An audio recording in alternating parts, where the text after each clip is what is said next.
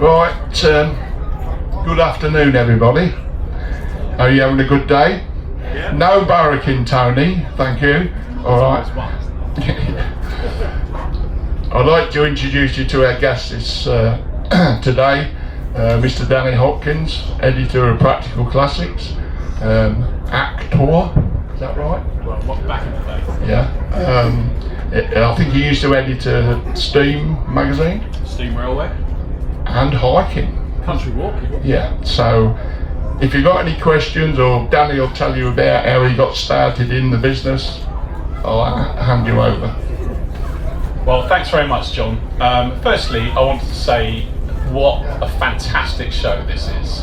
And I know that, when you rock up and you park up and you walk around and it's just lovely, and all you see are great cars and displays and people selling stuff. But actually none of this happens by accident. This happens because a very, very dedicated group of people work their nuts off all year to really make this show a huge success. So I'm not going to single anybody out in particular, but I think we should all put our hands together and give the people who make this show happen a really big round of applause. And the people who stand there in high vis all day, that's not an easy job to do. They've given up their Sundays. Nobody's getting paid. So apart from me, John, obviously, because I've got a massive fee coming my way. Yeah. But it's just a fantastic thing and a great show. And I've walked around this show. I've been to the Boston Classic Car Club show a couple of times, but I've walked around today and I have been blown away by the quality of the vehicles on display and also the variety. We've got cars from 5 years old to 105 years old here. That Wolsey over there, which is I think a 1913 car. What an extraordinary thing. And they're all equally loved and equally valued, and they've got the same kind of enthusiasm surrounds each one of those cars as any of them. I've been particularly knocked out. Don't know if anybody's seen that Cobra up about 3 rows up at the back. It's a maroon Cobra with a trailer. Have you seen it? A trailer with a little toy Cobra out the back, which is an amazing rig. The little toy Cobra goes along in the trailer, towed by the bigger Cobra. But the guy who owns it, he made it himself. He made that trailer out of a kit which was scrapped, and then he made the toy Cobra himself using his own moulds, a couple of washing machine motors, and he made it for his granddaughter. She came over from the States when she was 18 months old, and she drove that car when she was 18 months old. And then the family went back to the States, and at her kindergarten, the people said, well, what did you do on holiday? And this little girl, she just learned to talk, she was very young, said, I was driving my car over in the UK. And she went on about driving her car, her sports car, her Cobra, over in the UK. And the kindergarten staff at the end of that day, when her parents came to pick her up, took them aside and said, look, we know she's got a very vivid imagination, but she's really banging on about driving driving this car in the UK, and maybe you need to have a word with her. She's, I think she might be freaking the other kids out a bit. And they went, no, she drove a Cobra. She drove her Cobra in the UK, and then they showed a video of her driving this perfect miniature Cobra around, and it made me think that actually, if we all want this lovely, fabulous, gorgeous hobby of ours to carry on, that's the kind of effort we need to be putting in for our grandkids, isn't it? I know that people say, oh, it's all going to die out, and it will unless we put some hours in introducing our young people to the cars that we love. And I've got a little mantra which I always pass on to people if they ask me what I think the best way to get the next generation involved is. And I always say the same thing: give your kids the keys. Give your kids or your grandkids the keys to your classics, and let them drive them, and let them enjoy them. Put them on your insurance, doesn't matter how much it costs. Because once they're behind the wheel of these cars, and once they're experiencing that real drive, that on-the-road feel, they're never going to get rid of it. It's an obsession, it's an addiction that sticks, and it doesn't matter how old the car is. If it's in your family and it's been in your family for generations, they will fall in love with it if you give them the keys. Trust them to drive those cars. Don't wrap them up in cotton wool and leave them in your garage, because that's a surefire way to make sure that this whole hobby will die. So my advice is give your kids the keys, or build your kids a car, as he had Mr. Copery did at the back. I mean, maybe that's going a bit far, but goodness me, that little girl, she's never going to forget that. It's going to be stuck in her reptile brain memory for the rest of her life. So come the day, she'll be looking for her own Cobra. Of course she will. So yes, hello, what have I done wrong? Well, I'm going to swap. I'm going to swap the microphone. All right. Hello. Oh. Hello, 1, 2. Hello. Ah, yeah, I'm back. Is that better? Happy days. I've got a flex now. Excellent. So, the other thing I want to say as well, we said thank you to everybody who makes today happen, but also I want to say thank you to the man standing next to me, because without him putting an advert in a paper, how many years ago? 35 years ago, and getting 6 people to turn up at a pub, none of this would be happening. So I think a round of applause for John Simpson, please. Because it takes a bit of vision and a bit of effort, a bit of heft to get something like this off the ground. And John's been pushing it ever since. And I think you would count this as a success, wouldn't you, John? yeah, I think we've done pretty well, haven't we? Yeah, I think you have. So what I'll do is, obviously John's introduced me as editor of Practical Classics magazine, which is one of those weird anachronistic things, a paper product about cars. And I still do it as my gainful employment, it's my full-time job. And if there's anybody who wants to ask any questions about what I do, or the magazine, or anything that you know, my life in cars is all about, please have a think, put your hand up, I don't bite, and I'll give you the best answer that I can. How did you start in this industry? Okay, in the industry itself, as John said, I trained as an actor. So I went to Birmingham University, did drama there. Then I went to Mount View Theatre School, where I got a Cameron Mackintosh scholarship to do musical theatre. And I did West End musicals. I did a bit of Shakespeare at Shakespeare's Globe, and I made a source of living out of being an actor for 10 years. I promised myself, when by the time I got to 30, if I wasn't really doing lead roles at the National Theatre, I'd do something else. All that time, I've always loved old cars. I love anything, old cars, trains and planes, anything that wears its engineering on the outside. Do you know what I mean by that? Stuff that you can really see working and you work out how it works. So I love a steam engine, I love an old plane. All of that time I'd enjoyed fixing up old cars, and then eventually I did my first restoration. I was rehearsing for a musical called Sweeney Todd on a farm, and the farmer had a Mark IV Spitfire 1300, and it was in a barn, obviously, a proper barn find this was. And I said to the farmer, I said, how much do you want for it? He went, 200 quid.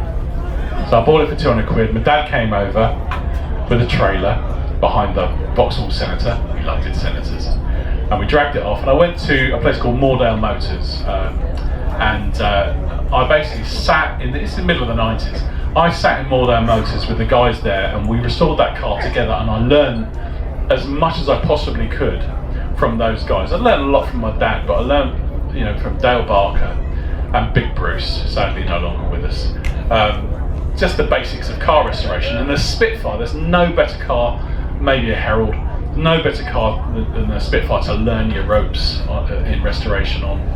And that was the car that I drove. I drove that around London as an actor for 5 years. Brilliant little car, great turning circle.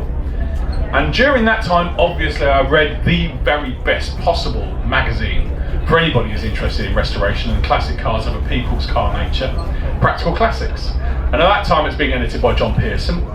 And I was chatting away. I went to a couple of shows, met up with the lads, and that is with everyone who's been through Practical Classics will know the people that make Practical Classics really rock are the people that read it, because they're just like the people that make it. It's all like one big club. And I wrote a couple of letters to Will Holman, who was a features editor, and he went, why don't you do a couple of test features for us? So I did. And I'd never really written professionally for a magazine. I've written a couple of plays, but I've never done anything magazine-wise, journalism-wise. And then they had said, we've got a job on offer. Do you want it? Do you want to come and have an interview? And I went up and interviewed. They offered me the job. I couldn't do it because I had a lot of acting contracts that year. But then a year later, the person who did get it dropped out and they offered it me again, and I said yes. And I walked away from a year of acting where I earned about 50, 60 grand to a year where I was the bottom of the pile journalist, the cub reporter at age 30 on Practical Classics for £13,000 a year. And I started my trade there, and with it, back in the day when it was EMAP, they offered training courses, so I was training as well as writing for the magazine, and I learnt my spurs, and I did all the basic stuff. I drove cars, I wrote about them, broke news, wrote listings. I got in terrible trouble writing listings once.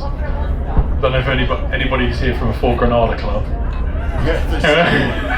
Well, okay. Anyway, back in 2001, I was writing the club listings in the magazine, and there were a lot of Fort Granada clubs. I think there was quite a lot of politics going on at the time. I think there were about 12 Fort Granada clubs. So I just thought, just for fun, I'd write a spoof club into the listing.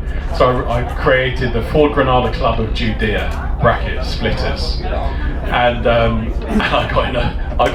didn't get assaulted. I had a stern talking to at the next NEC from a couple of lads, put me right a few things. But I love doing it. I love being a journalist. I love the people that I met. I love the fact that we had a workshop. Practical Classics still has its own workshop where we work on our cars and we make our mistakes, and we do the things that all of you do, but we just write about it at the same time as well. And that hasn't changed. So I started in 2000.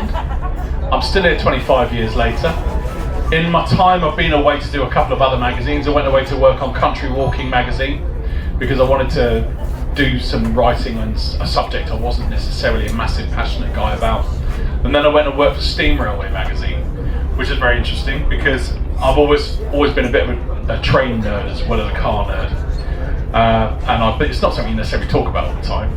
But I remember getting that job was an interesting one. I went to the interview, and Nigel Harris, who ran the rail titles at the time, said, "Right, well, I've seen your vision for the magazine, it's very interesting. So what do you know about steam trains though? Because if you don't know anything about steam trains, you can't edit this magazine." And I said, "Well, Nigel, I know the difference between Walschaerts and Caprotti valve gear." And he went, "Where have you been hiding yourself?" And I said, "Well, you don't necessarily run around with a group of cool car journalists saying I love trains. It's not something you necessarily do." But I love doing that, and that was my first editorship. And then 15 long years ago, I saw on off the editorship of Practical Classics, my first love magazine, on my first love subject matter. I couldn't really work for another classic car magazine. I'm not interested in the sun glinting off the power bulge as I clip the apex. I'm not really interested in anything worth more than £100,000. I'm interested in people's cars and what they mean to us, and that's what Practical Classics is all about, and restoring them too. So I went back and edited PC. I've been doing it for 15 years, and I'm still here. They can't get rid of me. So, and the other thing as well, I worked with this man. When I turned up, John was our workshop manager, and he taught me a thing or two as well. Yeah.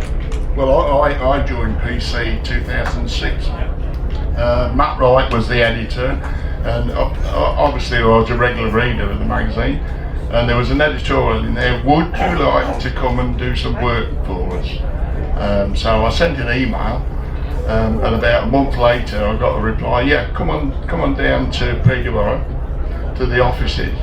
So I went down there, and Matt said, "Have you done it? Have you written anything?" I said, "Well, yeah, our car club and Alpine Owners Club and that."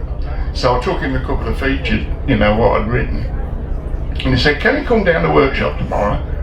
I said, "Yeah." So went down to the workshop, which is in Barnack near Stamford.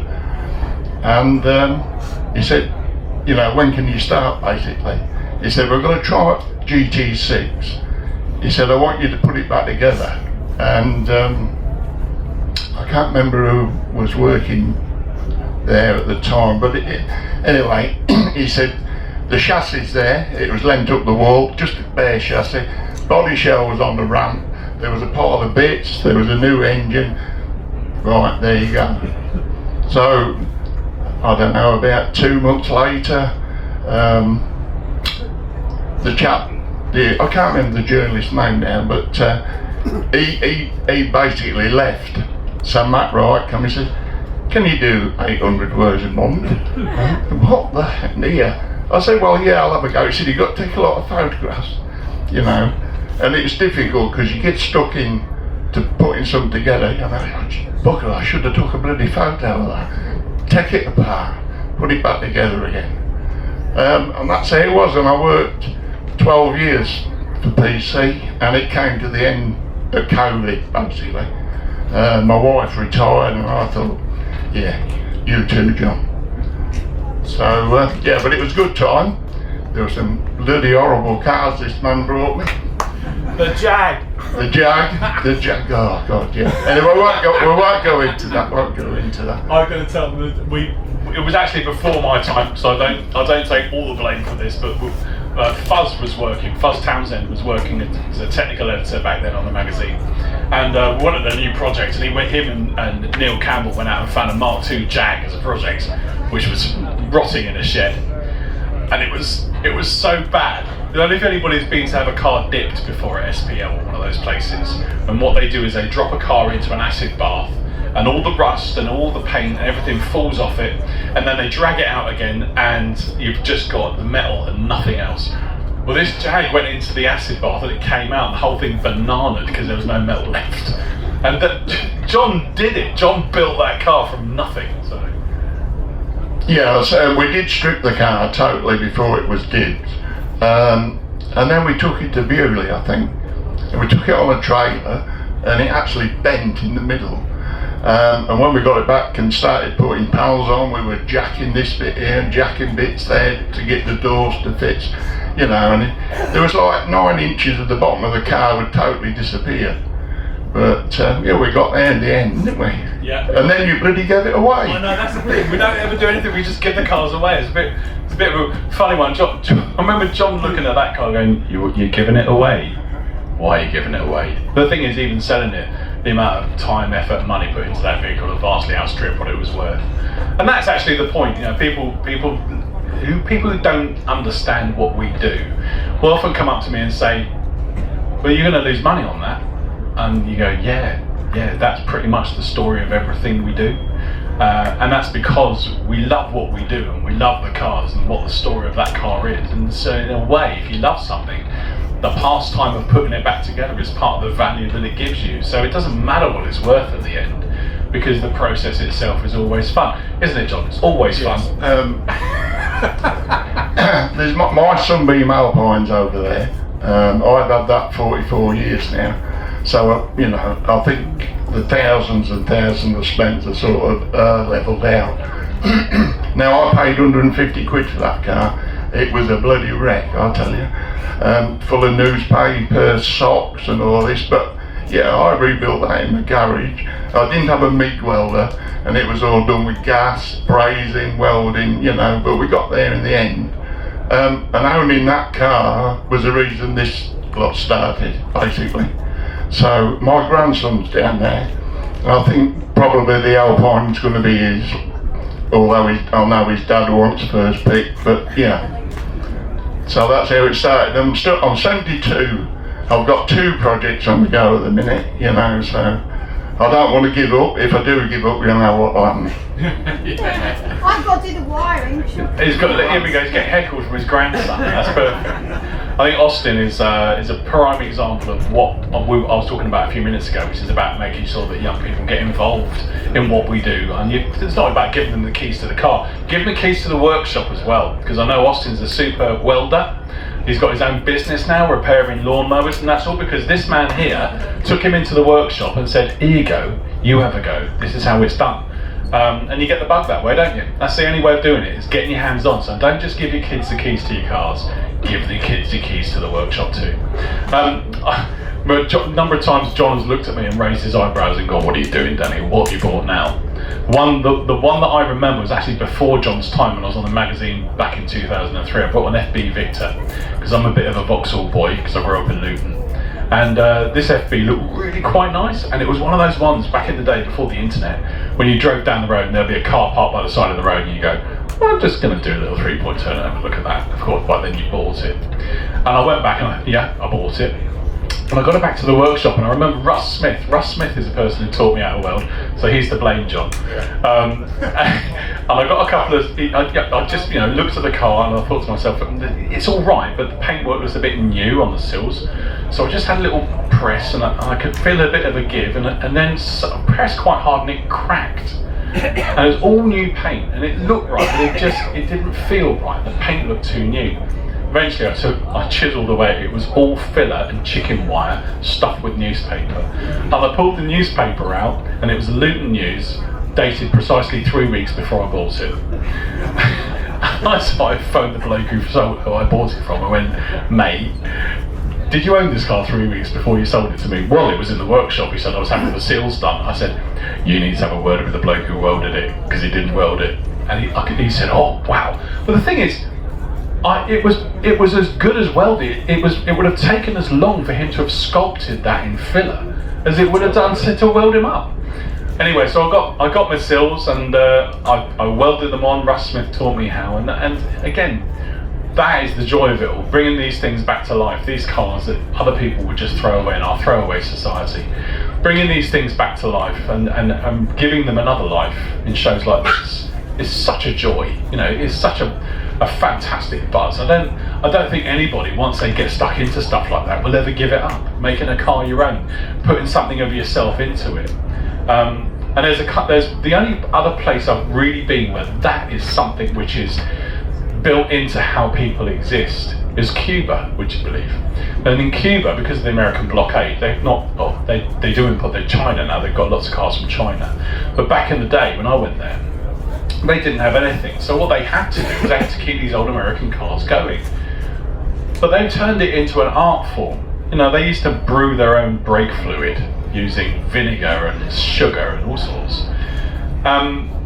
And you would define your manhood, you would define your prowess as a human by how good you were at restoring your American car, your Buick or whatever it was from the 1950s.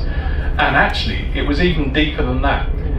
Engine originale, if it had the original engine, so if you were driving a Caddy and it had its original V8 in it, which would have been through a dozen rebuilds and would have had pistons reformed from a VW in it or something, that shows that you were tip top in terms of engineering, nous and the ability to recreate. And that's how people define, that's how it was like the streets of Havana were like the Boston Classic Car Club show. Yeah. Everyone's looking at each other's motors going, oh well, I wouldn't have done it like that, but nice job, mate. It was a fabulous experience, and it's what really moves me about a show like this, being out there judging. By the way, John's asked me to judge today just to choose a car that I like, and I always get a bit nervous when I get asked to do that, because it's a really good way of making one friend and losing 500.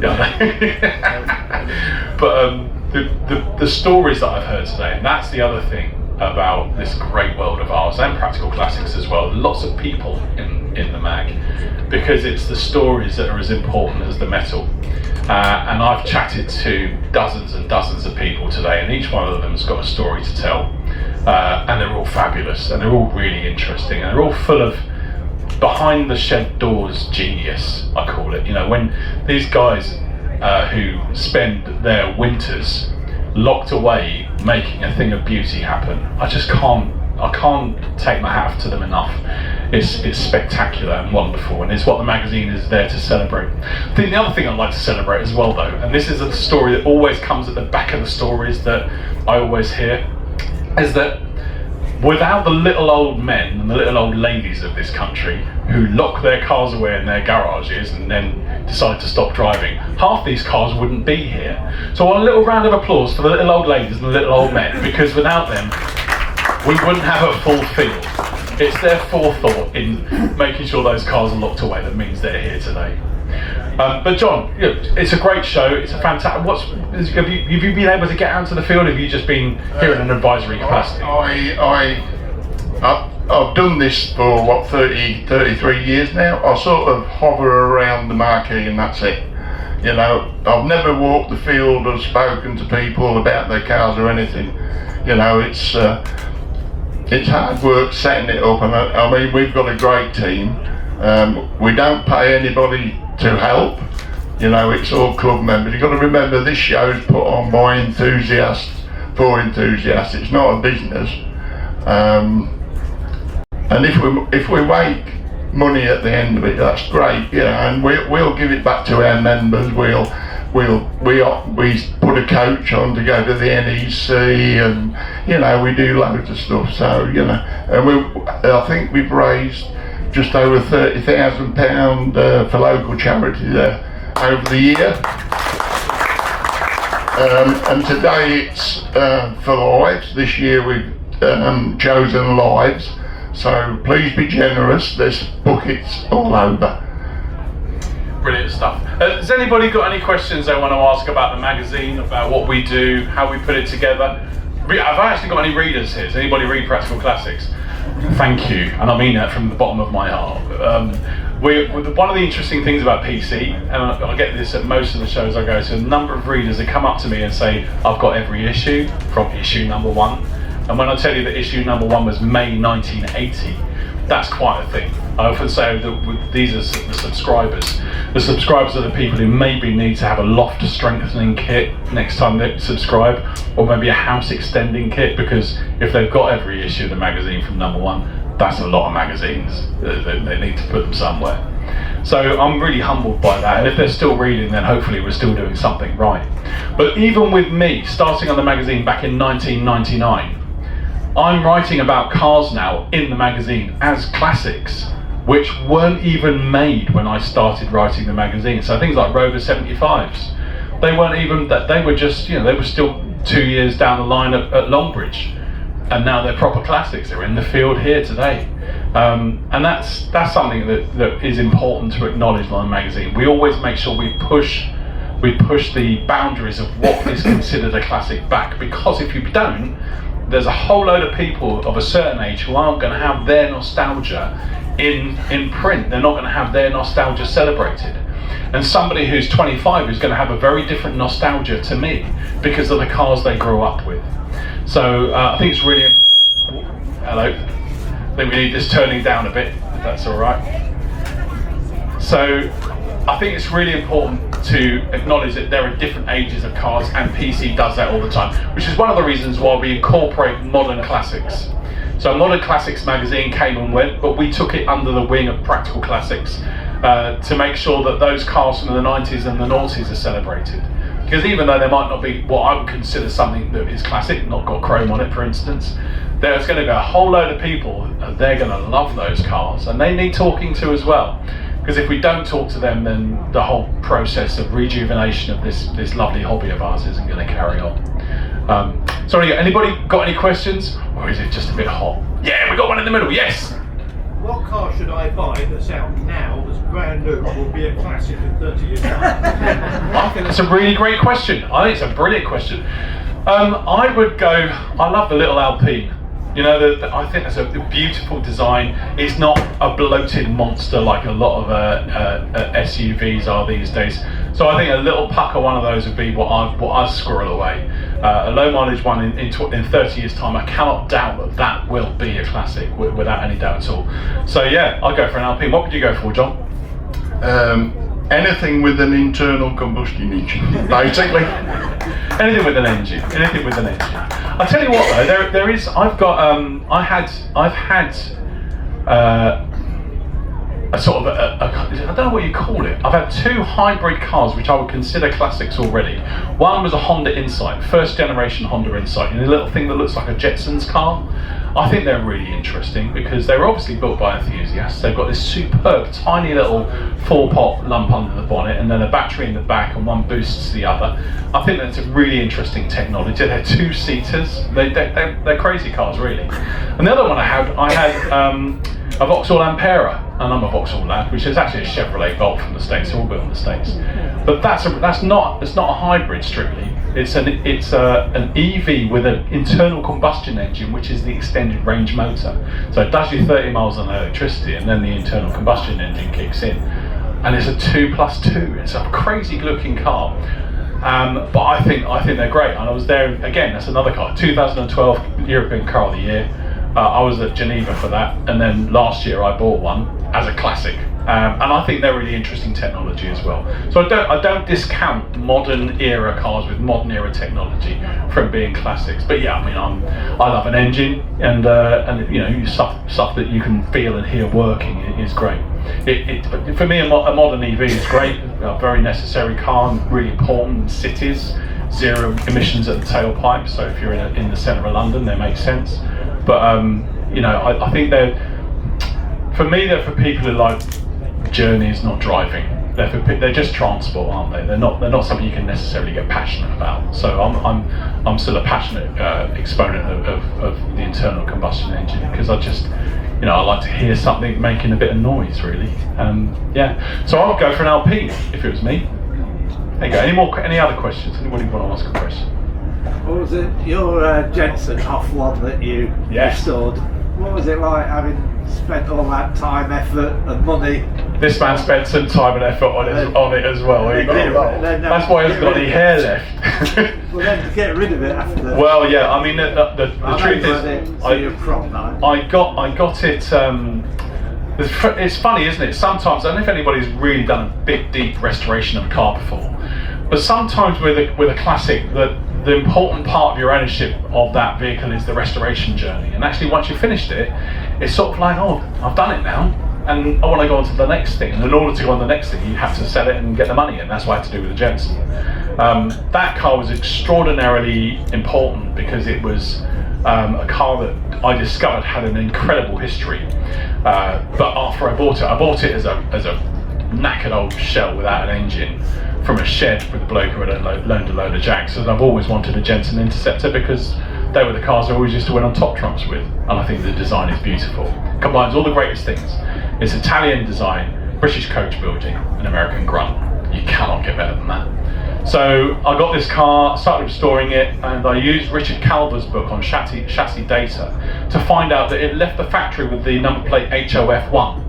Now, David Hasselhoff would have been about 10 years old at the time, so it was nothing to do with him. I found out that this car was originally sold to Sir Hugh Fraser of House of Fraser, and at that time he owned House of Fraser and Harrods, and this was his personal transport. So I bunged that in the magazine, and the magazine's still got huge reach. It still sells tens of thousands. And I got a phone call from his former housekeeper. I got a phone call from an email from the wife of his former chauffeur. And I've got all these incredible stories started coming in. That really boosted me along the way with the restoration. And it took 10 years, and it was full of drama, and it was full of nightmare and full of expenditure that I had to hide from my then wife. Full of filler. I did a thing with it. There are different ways of getting rid of filler. One of them is to put a shell of a car into an oven and then slowly heat it up to a very high temperature where all the filler and all the lead and all the paint drops off it, and then slowly bring it down again. And they did that. But I got back to the guys that did it. I said, "Oh, did it go well?" And they went, yeah, it did. We had the fire brigade out though. I said, why? He said, well, the thing about filler is it creates a lot of smoke, and there was a lot of filler in that car. And he said it looked like my workshop was on fire, so the fire brigade turned up without having even to be called. So it was a bit of a nightmare. But anyway, that car, I put that car back together, and John did a lot of welding on it. Thank you, John. And that car eventually was back on the road, and I noticed that the original number plate that it left the factory with, HOF1, was available. And I found out that if I wanted it, I would have to spend £60,000, which is more than the car was worth. So I didn't, but I did have the plates made up to put them on at shows. Anyway, all the way through that restoration journey, there's a guy called Tom was following it, emailing me, just saying, you know, when you're ready, I've got the funds. And I'm like, okay, yeah, I'm not going to sell it.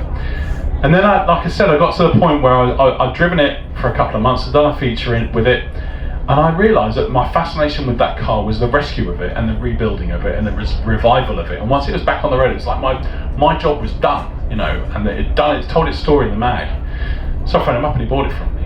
And I knew he was the right guy, because he lived quite close, and I met him a couple of times, and he's a smashing fella, got on really well. And I said to him, okay, we do a deal on it, we did a deal on it, and then about 2 weeks later he phoned me up and went, do you want to come over and have a look? I've had it detailed, and it was really nice. And I went, okay, because he only lived down the road in Elton, close to Peterborough. And I went down there, it's parked out on the road, it's got HOF1 on the plate. And I went, Tom, you've got to be careful, mate, because if you're spotted with those plates on the road, you get really badly, you get in real trouble, get nicked. And he went, no, I went. And I went, well, what? And he went, that's its plate. I bought them. And that was me gone. I was like in tears, ridiculous. Because I thought, I sold it to the right person. He understands the history. He's willing to put his money where his mouth is. And that car is now back to the way it should be. Its story is told in everything that it's about, including the plate. So, even though it was a wrench to sell it, and a lot of me didn't want to sell it, it was the right thing to do because I had the right buyer. I had the right guy to sell it to, and he did it right by me. And of course, since then, because we're friends, I've taken it out a couple of times, and the last time was 3 weeks ago. I took my daughter to her prom in it, which was a hugely proud moment. And I took a friend's son and his best mate to the prom. It came back and went in. And by the time we got back to the prom, there was a 45-minute queue of cars. And because I'd done the cooling right, they got a pair of Revatech fans on it, one big fan, and when it fires up, it's like a Lancaster bomber taking off. I sat in this queue and it held temperature. I was really pleased about that because they're notorious for not doing that. And there were other cars failing. And by the time we got to the entrance to the red carpet, and all the mates and stuff are sitting there, and there's new Ferraris and new Porsches, a big limo, and they were like, yeah, people getting out, getting a picture taken. And the lads got out of my car, and they got a storming round of applause because with no exception, Hoff 1 was making the best noise and looked the best as well. It was pure glamour and pure escapism, and everybody was going crazy for it. So the lads were like, yeah, this is all right. And that's another thing I'd say about not only giving your kids the keys to the workshop and to the car. If you've got a classic, use it, because the best advert for this movement of ours, for the best advert for this hobby, is those cars being seen on the road. Because the young people are going to go, that looks cool. How do I get my hands on one of those? So use your classics, don't hide them away. Make them, because we're all actually, if we own a classic, we're all individual curators of the most important and biggest museum in Britain. We have individual exhibits and they're ours. And we should show them as much as possible. So drive them as much as you can. Take them to your friends' houses. Take them to places where they're not normally seen. We're all, take them into ULEZ because we're all exempt. If you've got a car that's more than 40 years old, you're ULEZ exempt. Take them into London. Why not? I think we should be paid to go into London. So to be honest, every Chinese tourist in London is going to be looking at us going, that's fantastic. That's proper period.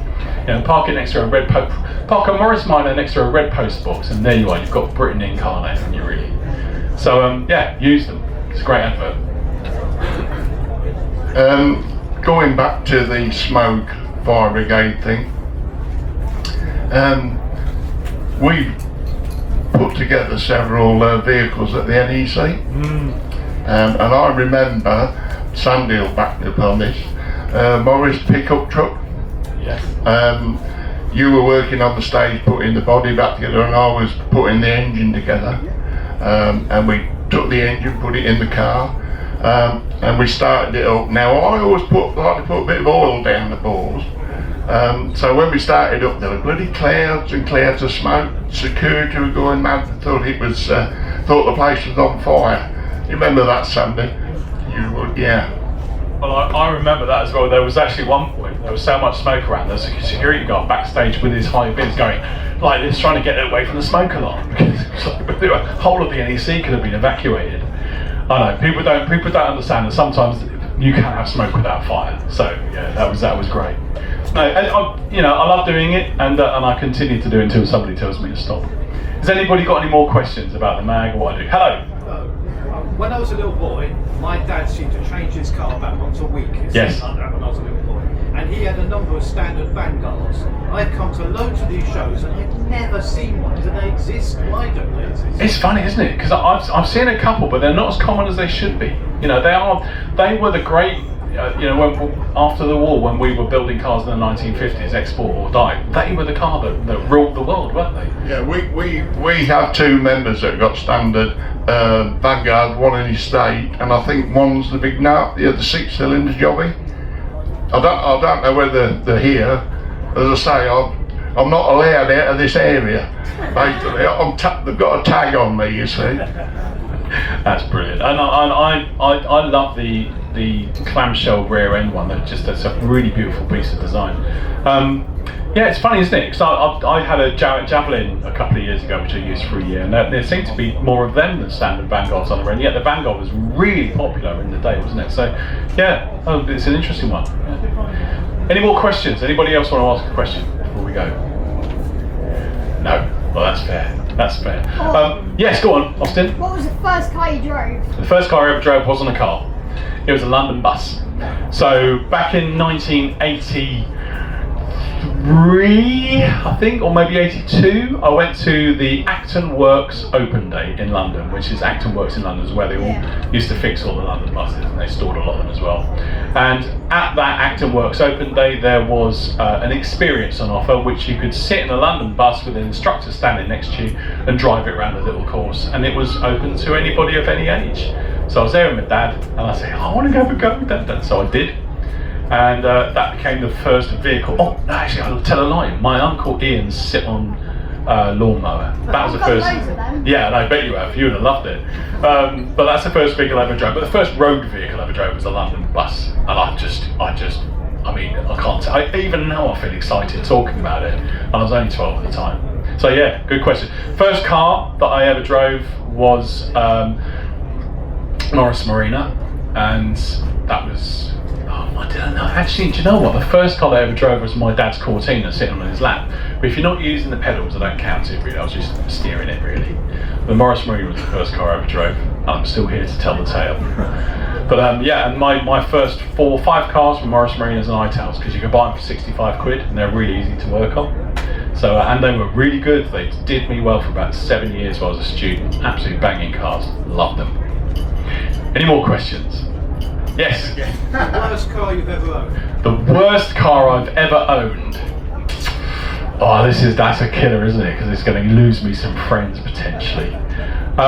In terms of condition, the worst car I ever owned, in terms of the amount of trouble that it caused me, was a Lancia Gamma, which I loved the design of, absolutely loved it, but it had not had sympathetic previous owners, is what you'd probably want to call it. So it caught fire, it broke down when I drove it home several times. It was full of mould, and yeah, it was a very difficult car to love because of the amount of pain it caused me. Eventually I moved it on to another owner for a lot less than I bought it for. So yeah, Lancia Gamma. It should have been the best. Why did you buy it then? Because I'm an idiot. Because I went over there and I saw it in the advert. It looked really shiny, and I went over there and I did all the. This is what happens. You know, all the advice we give people in the magazine. We never take any of it. I mean, we fall in love with the car. You know, I went there and I always wanted a Gamma. I think they're beautiful. So I went over to see the guy, and I knocked on his door, went to see the car, looked it over, and I took it round the block, and it felt a little bit baggy and saggy, but it was a good price. I just went, I'm going to cash point. You know, and I didn't go too deeply into it, and I should have done. So there you go.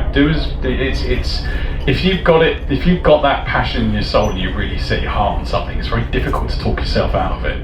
So I do understand that. Any more questions? Yeah, that show you up, didn't it? Lancia Gamma. I've had a wonderful time so far today. What's happening now then, John? What's the next step in the day? I think the girls are coming back to do another session.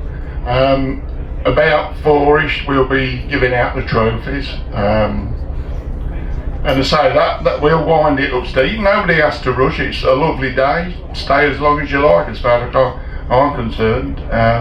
But I appreciate your support over all these years. And I say, from that little advert, I didn't think we'd be 35 years on, really. Well, it's half my lifetime, basically.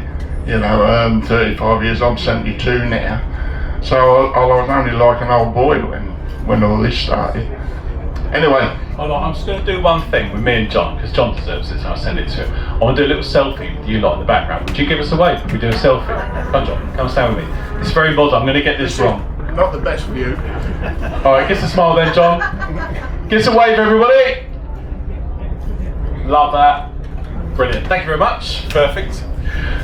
And see, my daughter always said to me, Dad, nobody over 40 knows how to do a selfie, right? It's really true, isn't it? Brilliant. Sorry, John. Right, thank you very much, Danny. I appreciate you coming along today. So a nice round of applause. I'm sure you'll be mingling amongst you and talking to you. You might get your photograph in the magazine, but I can assure there'll be no money involved. Definitely. Thank you very much, everybody. Well done, John.